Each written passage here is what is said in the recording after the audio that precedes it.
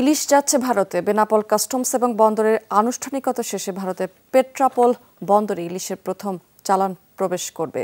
প্রথম চালানে 2টি ট্রাকে 8 টন ইলিশ যাচ্ছে। ভারতের অনুরোধের প্রেক্ষিতেই বাণিজ্য মন্ত্রণালয় ইলিশ রফতানির অনুমতি দিয়েছে।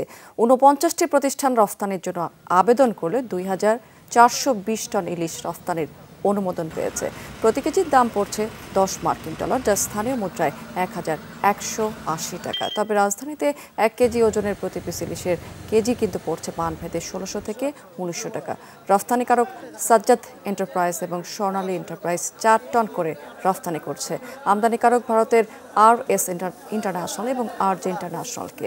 কার্গো অফিসার জানিয়েছেন কাগজপত্রের কাজ শেষ হলেই ইলিশ খুব দ্রুত ভারতে পাঠিয়ে দেওয়া হবে।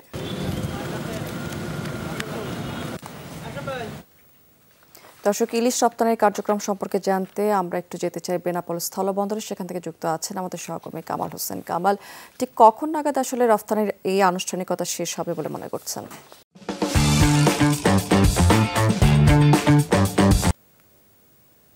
অবশেষে ভারতে যাচ্ছে পদ্মার ইলিশ। আসন্ন দুর্গাপূজা উপলক্ষে 3000 মেট্রিক টন ইলিশের অনুমোদন দিয়েছে বাংলাদেশ সরকার।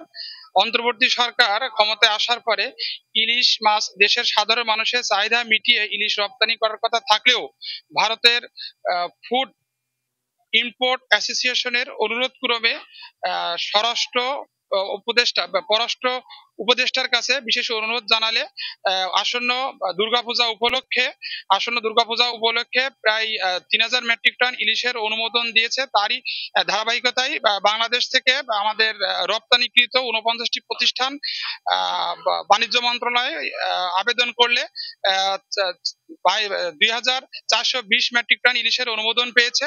বেনাপোল কাস্টমস রাজস্ব কর্মকর্তা মাসুদুর রহমানের সাথে আমার কথা হয়েছে। তিনি জানিয়েছেন প্রত্যেকটি ইলিশের রপ্তানি মূল্য $10 অর্থাৎ বাংলা টাকায় দাঁড়ায় 1120 টাকা করে। এখানে আমার মৎস্য অধিদপ্তর মাহমুদুর রহমানের সাথে কথা হয়েছে। তিনি জানিয়েছেন এই ইলিশের 2টি চালান বেনাপোল স্থলবন্দরে পৌঁছিয়েছে। এই রপ্তানি করার জন্য ইলিশের স্বাস্থ্য যাচাই বাছাই করা হলে আমরা এখান থেকে প্রত্যয়নপত্র দিলে ইলিশ আজকে দুপুরের পর অর্থাৎ বিকাল নাগাদ ভারতে রপ্তানি করা হবে বলে তিনি আমাকে নিশ্চিত করেছেন। এই ছিল বেনাপোল স্থলবন্দরের শেষ খবর। স্মৃতি। কামাল, অনেক ধন্যবাদ আপনাকে।